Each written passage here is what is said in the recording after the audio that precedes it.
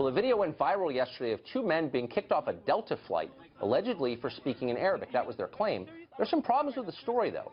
First up, one of the men is a YouTube prankster known for these types of pranks designed to show how racist Americans are.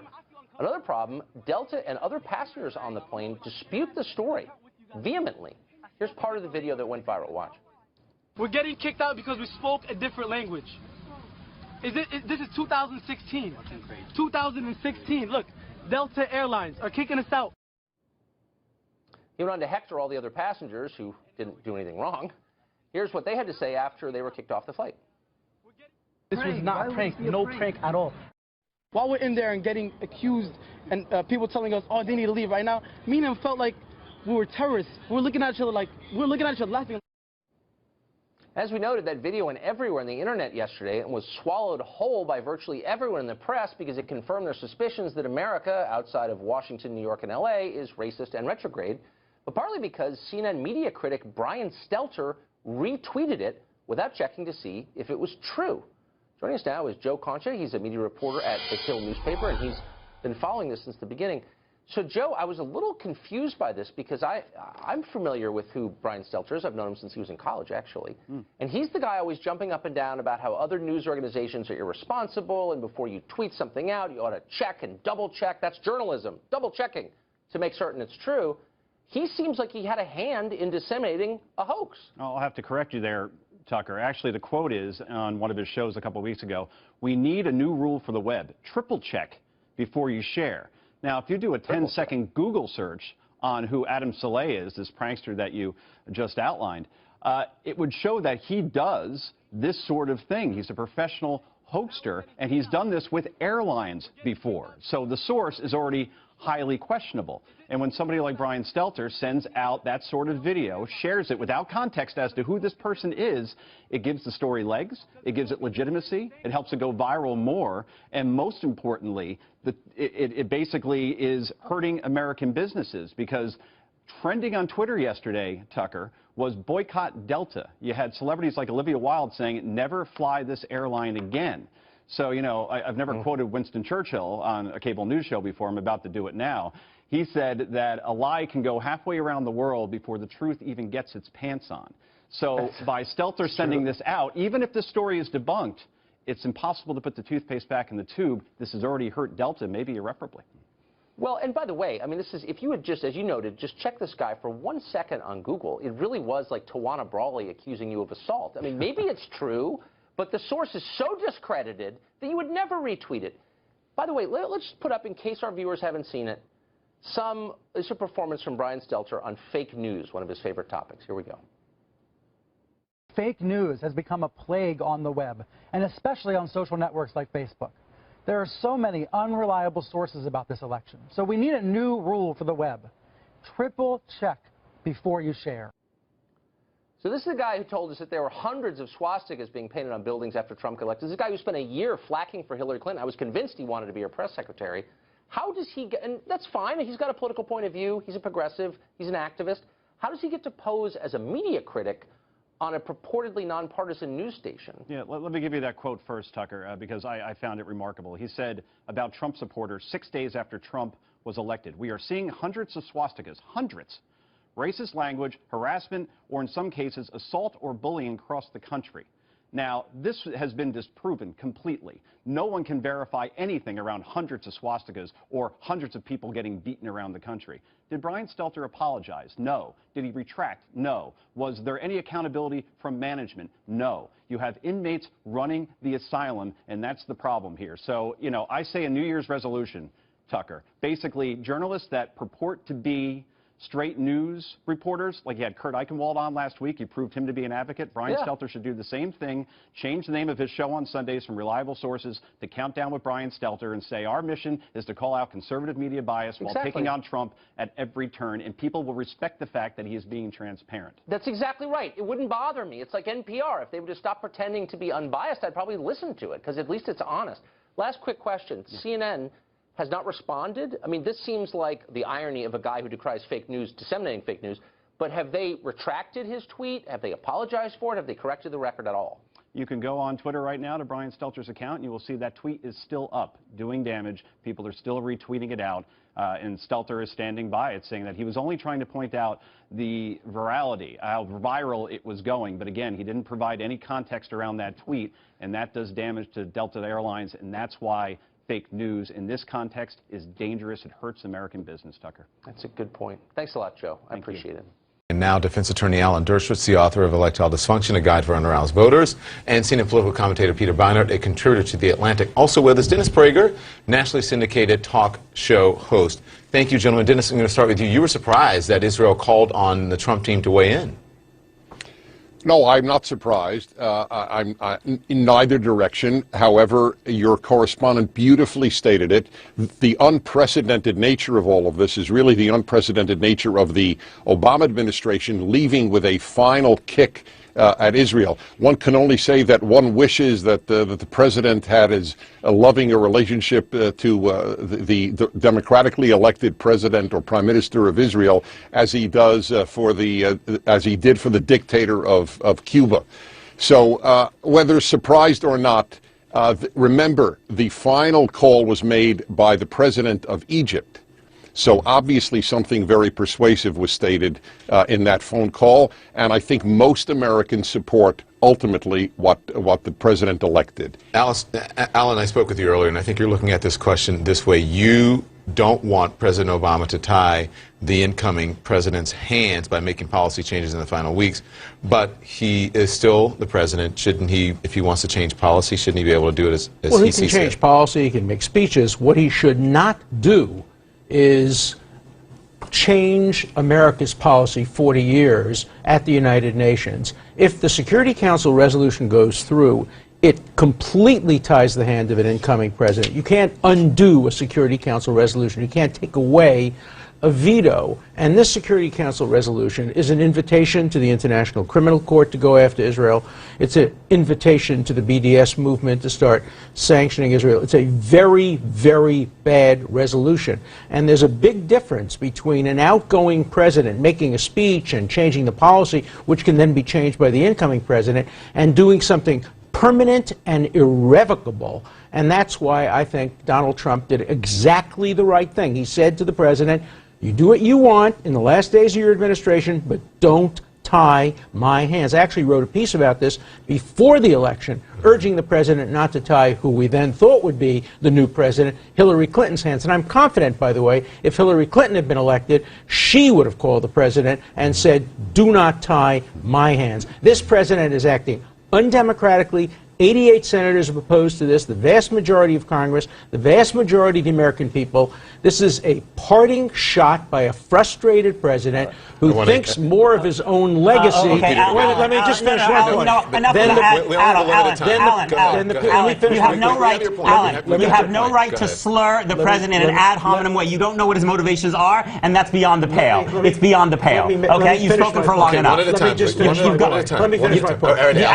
Hold on, Peter. Hold on. I understand, but there are other people on the panel. Quickly, go ahead. The peace process, it makes it much harder for the Palestinians to come back and negotiate when they think they can get a state through the UN. Okay, first of all, with all due respect, you're both wrong. This is not unprecedented. The Bush administration, at the very end of George W. Bush's term, abstained from a UN resolution on ending the Gaza war, which was critical of Israel. The Israelis were bitterly upset at the Bush administration. The Reagan administration supported a UN resolution criticizing Israel when it attacked Osirak in Iraq, and in fact withheld weapons sales. So it's not, yes, but it's not unprecedented. First of all, it's not unprecedented even. It's not. I didn't. It's not even. No, in fact, the Bush administration did it at the very end of the Bush administration. You're wrong. It's not unprecedented. Second of all, we have to understand what settlements mean. You are entrenching Israeli control over a territory where Palestinians live under military law, lack free movement, are not citizens in the state in which they live, and lack the right to vote for the government of their country. And Jews have all of those rights. Many of the settlements, according to the Israeli government, are built on Palestinian, individually owned Palestinian land. What settlement growth means is that you essentially use the fact that they are non-citizens to take that land from them and give it to Israeli Jewish settlers. That's morally wrong, and many of Israel's own leaders leaders have said it's very bad for Israel. None of them supports a UN resolution. Actually, many of them. You name me one. Name me one who supports a UN resolution. I don't know, but because you can't. What I do know is that 4 Israeli leaders, both Barak, Omer, Dagan, who had Mossad, and Diskin, who had Shin Bet, all have said this is leading Israel to an apartheid future. Not my words, their words. Well, this is a serious problem. Oh, because you know better than that. I do. All right, stand by. Go to Ramallah sometime and see a beautiful city with not a single Israeli policeman, not a single Israeli soldier. The occupation is very complicated. Israel is not the only country that has settlements and occupations. There are 25 countries in the United Nations that are much worse, but the United Nations is singling out only Israel when 500,000 people are being killed in Syria and Aleppo. What the United Nations is doing is applying a double standard to Israel, and that has to stop. Just because other countries are doing things that are worse doesn't mean that a legal system in which one religious group has rights and the other doesn't is not morally wrong. I'm against the settlements. I am also against putting it in the United Nations, which has shown that it has no capacity to be even-handed in dealing with Israel. This Israeli government under Benjamin Netanyahu, without pressure, will continue to subsidize massively these settlements, destroying the possibility of a two-state solution. I don't believe that. Right. You can put pressure on it, but don't tie the hands of the future president. Dennis, That's undemocratic. He said that it is not unprecedented. You want to respond to the conversation they've been having here? Yeah, I do. First of all, it is morally bankrupt, I'm sorry to use those terms, to blame Israel for the lack of peace in the Middle East. In the history of the world, when there has been a conflict between a democracy and an autocracy, there is not a single instance where the democratic and free state was the obstacle to peace. There isn't. This would be the unique exception in human history that the free people wanted war and the autocracy wanted peace. It is morally sick to blame Israel for the lack of peace in the Middle East. Yeah, in the West Bank, that's what needs to be stated. You and I both. Wait, who do you blame? Whom do you blame for the lack of peace? The fallacy in your argument, talking about Israel, a country you and I both love, is that in the West Bank, Israel is not a democracy in the West Bank. In a place where the vast majority of people who are Palestinian live under Israeli control and lack the right to vote for the state that controls their lives, in the West Bank, Israel is not a democracy. Why is that? Why because does the Israel... Palestinians turned down peace. Yes, exactly. They rejected a state. The Palestinians turned down a peace One at a offer time, from Omer. The Palestinians turned down a peace offer from Ehud Barak. And the Palestinians turned down repeated peace offers. If there is anybody to blame for the continuing situation, it's the Palestinians who won't come to the negotiating table. Look, there's plenty of blame. So why blame Israel only? No, I do not blame Israel. Well, but the UN does. The Palestinians certainly deserve blame, but it is not the Palestinians who are massively subsidizing, paying Israeli Jews to move into the West Bank to support a settlement process that you also oppose because you know it's very dangerous.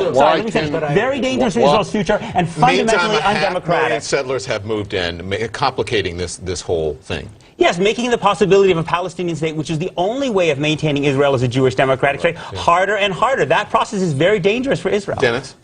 Why can 20% of Israel be constituted of Palestinian Arabs, but 0% of Palestine can be Jewish? That is what you're saying. Jews can live in the West Bank, absolutely, but they have to live under the same law, not under a completely different legal system. You're missing the point. Answer Alan Dershowitz's challenge about offering the Palestinians a state, which they have rejected under three presidents. The Palestinians rejected the Israeli offer. The Israelis rejected the Palestinian offer. You're offering a very simplified version of what happened in the negotiations. And if you look at, sorry, let me finish. If you look at the Kerry negotiations, if you look at what the United States government itself said about the negotiations that Kerry said, the U.S. officials said that settlement building by Netanyahu was the single biggest reason that the negotiations failed in 2013, 2014 between Abbas and Netanyahu. You're missing the point. The point is not who's right and who's wrong. The point is whether or not the United Nations should be where this issue is resolved. The United Nations had 20 resolutions against Israel and 4 against all the rest of the world last year. Even Ban Ki-moon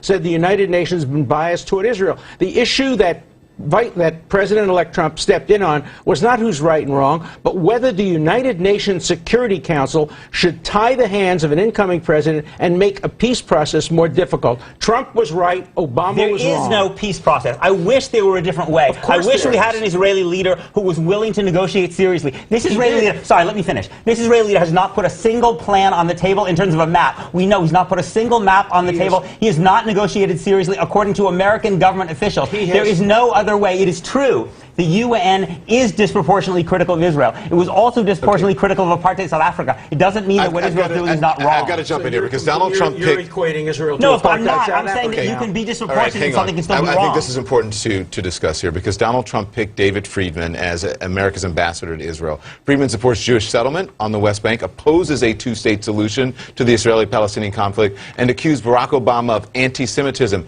What does that tell us about where American policy is going under Donald Trump administration, Dennis?